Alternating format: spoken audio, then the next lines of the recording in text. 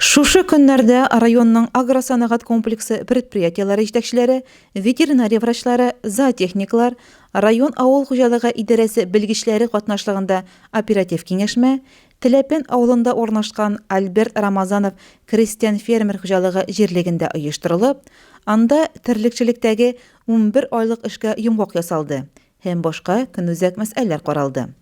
Киңәшмәнең практик өлеше Альберт Флют улының яңа төзелгән фермасын караудан башлануы бер дә очраклы булмады.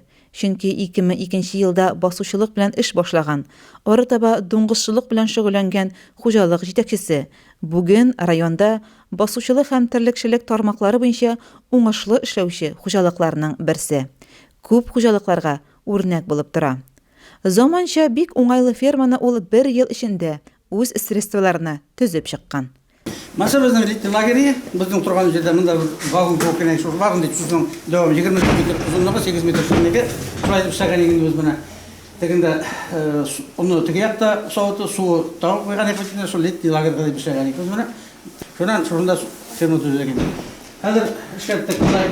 Бу битен тегеннән җәйкене сыйра керәде иде, сауган иде, теге якасы битәде. Монда бер юк иде. Шуңа моны кеш моны таштырдык. Шуны утепләйттек. Шуны кырыйларын түшәмнәрен башында монда заливайттык да, хәзер сыерлар моннан керәләр дә, солалар да, ана теге якка чыгып китәләр. Ул бүленгән теге ике якка. 100 баш кара чуар токымлы малларны бузау килеш Свердловск өлкәсеннән алып кайтып үрчеткән. Фермада савым сыерлары, яшь бузаулар һәм симерте төркеме маллары асрала. Бүгенге көндә хуҗалыкта 68 баш эре мөгезле терлек исәпләнә.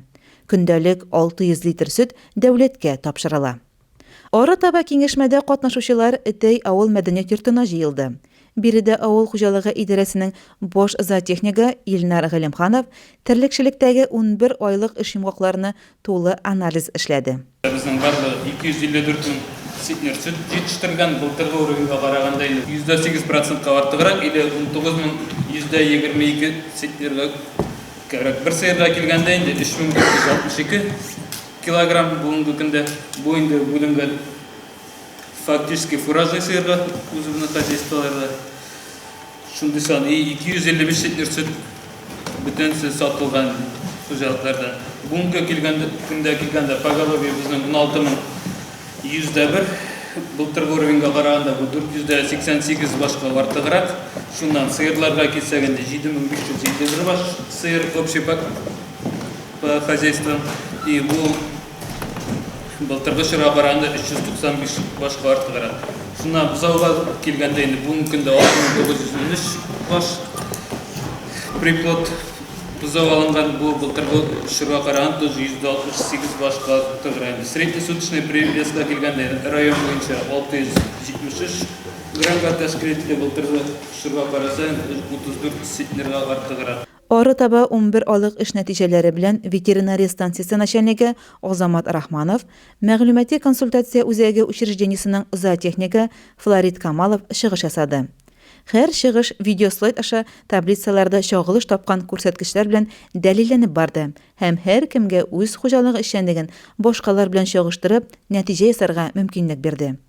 Минерал ашамаларны сатып алу һәм хаклары турында район авыл хуҗалыгы идарәсенең баш агрономы Сергей Пискарев информация белән чыкты.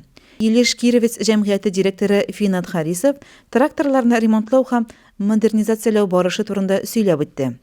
Үсемлекләрне яклау чаралары белән тәэмин итү турында чара кунагы Шолково агрохим җәмгыяте вәкиле таныштырды.